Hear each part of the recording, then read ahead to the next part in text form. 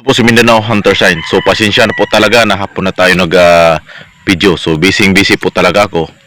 So maraming pinupuntahan, no. So sa ating mga katiis dyan na gusto magpabasa, so pasensya na talaga, busy ako ngayong week, no. So ito may basahin natin no, paano mayroon tayong binasa, no. So sa ganitong sign, sir, sa laki ng guhit, tandaan nyo talaga, no, pag malaking guhit sa mga bato, malaliman yan, no, malalim. Sa ganitong sign ni sir, tunnel to, mayroong tatlong guhit, no, mga ganyang guhit is malalim yan. So mayroong X na maliit, ibig sabihin short distance lang to. Siguro pinakamalayo nito nasa mga 30 meters, no. So hanapin, punta ka sa east at saka west. Check mo sa east at saka west, no. I-check mo kung mayroong mga big boulders diyan, malaking bato. So dyan ka mag-detect, sir. So sa mga ganitong sign, no. So hindi ko nagsabi na mababaw to. Basta mga lalim na guhit, mga 2 inches, 1 inches, basta mga ganyan, malalim na tunnel yan, no. So pasensya na po talaga, no, sa mga nag-message sa atin ng order, no. So tatlo muna yung tinanggap natin. So yung magpadala mayang gabi, wag muna, no. So marami naman dyan kung gusto nyo makabili, kung magmamadali kayo, no. So sa ating mga katis dyan na tagasunod na ating Facebook page, gusto magpabasa, mag-post lang kayo sa ating Facebook, no, para madaling makita. Kasi sa ating messengers ay nag-lag na yung messenger natin. So pwede kayo mag-post sa ating Facebook page para mabasa natin, no. So baka madali yata natin ng oras. Kaya yung pagbasa natin sa Facebook is talagang saglit-saglit lang kasi meron akong ginagawa, balik na naman, may ginagawa, may puntahan. So parang sa Bisaya tusik-tusik sa, no. So sige lang, kasi next week ma-focus natin yan, no. Lunes busy na, meron naman akong lakaw. May deliver sana, may lakaw ako, aywan ko kung Lunes or Martes ma-deliver natin, no. Marami kasi yung lakad. So go lang mga ka-tits. No, so mayroon naman tayong babasahin ito, saglit nang binabasa natin, no, baka mahabol pa natin, no, hapon na. So yan ang sign, sir. So ang ibig sabihin niyan, pag makikita ka ng ganyan, no, tandaan nyo talaga yung mga sign na sinasabi ko, no. Yung mga ganyang sign is under, no. Depende yan kung naka-flat. Pero halimbawa kung nakatakilid yan, ibig sabihin direksyon, mayroon direksyon pa yan. So maghanap kayo ng malaking bato. So malaking bato, doon may detect by side by side, no, east, west, south, north. So i-detect mo ko para masundan mo yung tamang target kung saan banda. Basta under, hindi yung bato na yan, sa malaking bato. Kung nakatagilid yan, direksyon. Kung saan target, doon ka mag-detect. Hindi ibig sabihin sa under sa bato na yan. Kung saan tumama sa malaking bato, doon ka mag-hukay. Hindi. Ilong side by side niya, halimbawa north, east, north, south, i-detect mo. Baka nakadistansya pa ng 3 meters. So yun lang, katis. Masalamat at God bless. Go lang, mga katis. Gabi, no, Sir Francis, no, sa nanood ka ng ating Facebook page, no. So ito po yung sinasabi kong locator. So ikaw natakot po kayo, ito po yung locator sinasabi ko. So isa, dalawa, yan, dalawa yan. So makita mo naman yan, dalawa. Yung pangatlo, ito mga bayad na to sila, no. So huwag kang matakot, sir, kasi nagdi-decode ako online, no. Makikita mo yung mukha ko online. Wala naman siguro ng scam na nagdi-decode sa online, no. So mga customer ko to, sir, mga pulis, sundalo. So kung gusto mo mong mapadalahan, sir, ito na siya. Ito mga bayad na to sila, no. So humid locator. So yan ang mga order ko. So marami nagpapadala sa akin para lang ma-deliveran, no. So mayang gabi sa'yo, sir, no. Ito po si Mindanao Hunter Sign.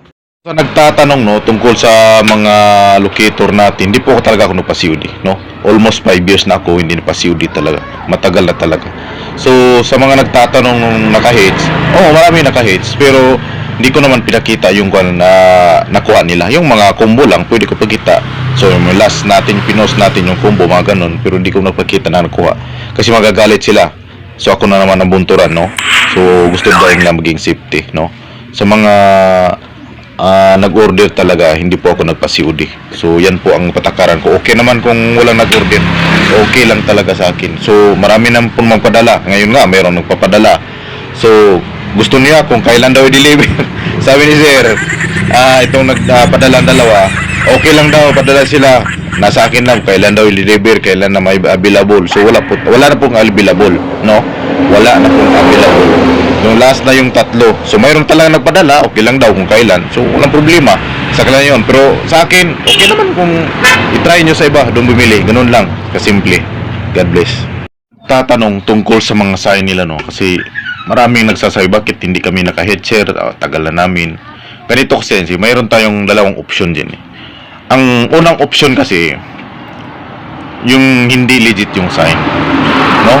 Wala, hindi legit yung sign, tapos mayroon kang sariling prinsipyo, yung tinatawag nating pride, yung ma-pride ka talaga, ayaw magpaturo, ayaw turuan, kasi may alam talaga. Alam mo, kailangan natin, kahit mayroon tayong alam, kailangan tayo ng maraming option, no? So magpatulong ka. Hindi, yung iba, alam natin yung iba na hindi katulad, ano. So ang sinasabi lang legit, o legit ba to sir? At least mayroon kang kaalaman na legit yung hinukay mo. So pangalawa, dapat mayroon kang gamit, no? Ang gamit kasi ng iba, pag sinabing gamit metal detector, okay na yun. Ang metal detector, lagi ko yung sinasabi, ang metal detector ay pang-checking lang yan. Pang-check lang yan sa loob ng bato, kahoy, wall, or ceiling. Mga ganyan, no? Kung halimbawa, nasa wall, kunti na lang. Kasi yung metal detector, mababaw lang talaga yan. Yan na pang malaliman talaga, no? Lalo na pag budget mo 20k, 30k, 40k, pang mabawan lang talaga yan. So ang magandang option ko sa'yo, mayroong naka-hits, no? Nagtanong sila na, bakit sa'yo sir may naka-hits? Kasi yung magandang sign. Magandang sign hinuhukay nila at nakahanap sila ng mababaw lang, yun, kaya naka-hit sila, no? Kaya payo ko sa inyo, kung gusto mong makakuha, maghanap pa ng magandang sign. Huwag mong pansinin yung alanganin na sign. Bakit magbigay ka pa ng oras, araw, tapos nagkukay ka ng malalim, tapos hindi mo nakuha, alanganin pa yung sign, wala ka pang gamit, o hindi ka pa marunong magbasa. Maghanap ka ng magandang sign, yung namukain mo. Kung makahanap ka ng magandang sign, dapat ipacheck mo kung, sir, may kakilala, sir, legit ba to, mababaw ba o malalim. Pag mababaw, focus ka na dyan, no? Hindi yung mayroon kang hinukay na sign, tapos di mo natapos, kinabukasan iba na namang hinuhukay. So yan ang kaiba ng iba. Puno, ito po si Mindanao Hunter Sign. So sir, sa paki-share na lang sa ating video, no, para makatulong tayo sa iba, at paki-follow na rin, no, para naman na lagi ka updated sa ating mga video kung mayroon kang sign na makita na makatulad sa ating video na pinapost, no. So anong gawin mo to sir, di ba? Nakaharap no, mayroong makita natin para siyang box, small box. So kumuha ka ng flashlight. So lagyan mo siya ng flashlight. Dapat sintro-sintro, tamang-tama talaga kung saan siya tatama, no. So mas option ko sa'yo, ganito, kung mayroon kang gadget dyan, kung mayroon kang gadget o mayroong mga kilala mo dyan, locator, paditik mo. Basta yung direksyon na yan, yung tinuturo ko, yan ang direksyon na susundin mo. Sa siguro, ang luwag pa siguro ng 3 meters. 3 meters papuntang dulo. Kung saan iinto yung locator mo, doon ka magtistig. Basta, lagyan mo ng flashlight yan. Yan ang sikreto, no? Lalo na mga scope sight, no? Lagyan ng minsan yung iba nagdadala yung laser.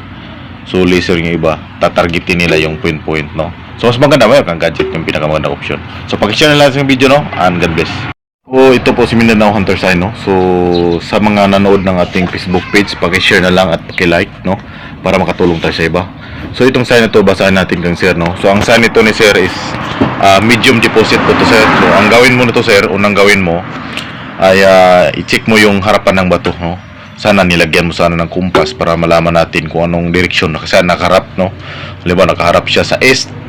So magsukat ka 3 up to 30 meters. So i-check mo sir kung halimbawa walang puno o walang bato na matamaan. So i-detect mo mula sa 3 up to 3 meters, so 30 meters. So sa ganitong paraan, halimbawa kung wala yung masagap, ito may ginawa tayo, no? May ginawang arrow.